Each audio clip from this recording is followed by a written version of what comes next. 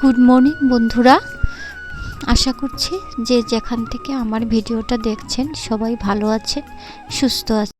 Nandita lifestyle ব্লগে আপনাদের সবাইকে স্বাগত জানাই। বন্ধুরা, সকালে হলেই আমি হয়ে যাই মা দশভুজা।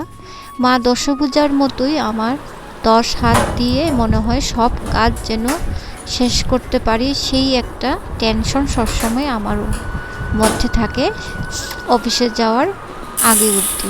তাই সকালে ঘুম থেকে উঠেই আমি মা দশভুজার মতো 10টি হাতেই সব কাজ সামলে নিতে হয়।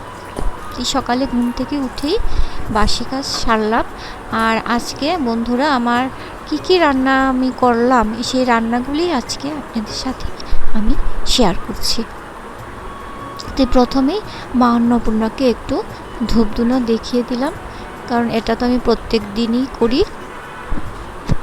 আরও অন্যান্য ব্লগে আপনাদের কাছে এটা আমি সবসময় এটা শেয়ার করি, যাতে আপনারাও এটা করেন। এটা করে দেখবেন, অনেকটা সুফল আপনারা পাবেন। আর জানেন তো, এই যে আমি একটা ধূপ জ্বালাই রান্নাঘরে রান্না করার সময়, মানে মনের ভিতরে আলাদা একটা ফ্রেশনেস ভাব আসে, মানে যেমন সব কিছুই ভালো লাগে, একটা সুন্দর গন্ধ চারিদিকে মোমো করে, সেটাই আমার কাছে ভীষণ ভালো লাগে।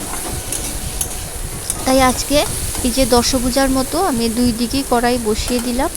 একদিকে বসিয়ে দিয়েছি হচ্ছে তিত করলা আর বেগুনে ভাজা। এটা এই সিজনে ভীষণ ভালো লাগে, অনেকে আলু দিয়ে করে, আমরাও অনেক সময় আলু দিয়ে করি। তাই আজকে আমি এটা করলাম হচ্ছে বেগুন দিয়ে। জানেন তো, ঘরে অনেকগুলি বেগুন নষ্ট হয়ে যাচ্ছে, তাই ভাবছি যে আজকে এটা বেগুন দিয়েই করে ফেলি। তারপর এদিকে ভাজা হয়ে গেল, আর এই পাশের কড়াইয়ে আমি বসিয়ে দিলাম মাছ ভাজা, মানে ঝিঙে আলু দিয়ে মাছের ঝোল করব। আর করব হচ্ছে মাছের মাথা দিয়ে ডালটা আমি সেদ্ধ করে নিয়েছি, আগে থেকে ইন্ডাকশনে বসিয়ে দিয়েছিলাম, তাই ডালটা সেদ্ধ হয়ে গেছে। এখন মাছের মাথাগুলিও ভেজে নিয়েছি। এখন ভাবছি যে শুকনো লঙ্কা আর তেজপাতা আর 5 ফোঁড়ন সম্বাস দিয়ে মাছের মাথা দিয়ে ডালটা আমি সম্বাস দিয়ে দিলাম। আর ডালে তো কোনো মশলাই দেইনি বন্ধুরা, শুধু দিয়েছি হলুদ আর লবণ আর কাঁচা চেরা লঙ্কা। বাস এইভাবে আপনারা মুসুর ডালটা খেয়ে দেখবেন, মাছের মাথা দিয়ে ভীষণ টেস্ট লাগে খেতে।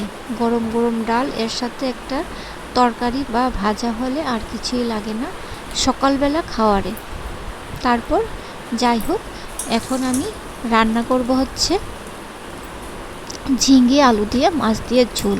তাই কড়াইতে তেল দিয়ে এর মধ্যে সম্বাসে দিয়ে দিয়েছি মেথি ফোড়ন দিয়ে আমি তরকারিটা আজকে করব।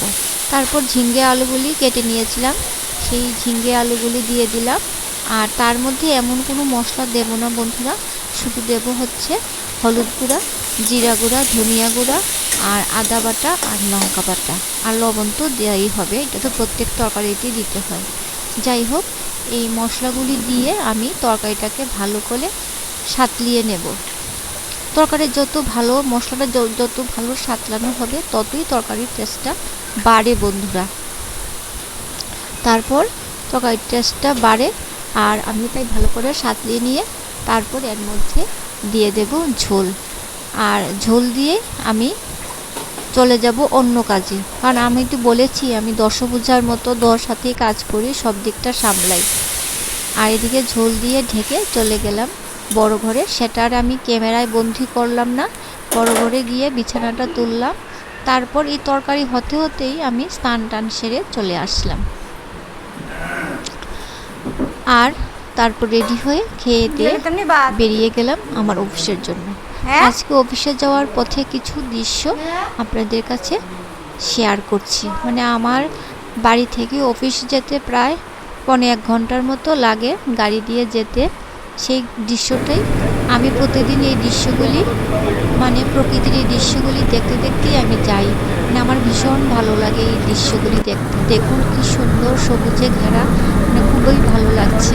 তাই আজকে এটা আপনাদের সাথে শেয়ার করি। বন্ধুরা, আমার ভিডিওটা আজকে আমি এখানেই শেষ করলাম। আর যদি ভালো লাগে তাহলে আমার চ্যানেলটাকে একটু সাবস্ক্রাইব করে দেবেন।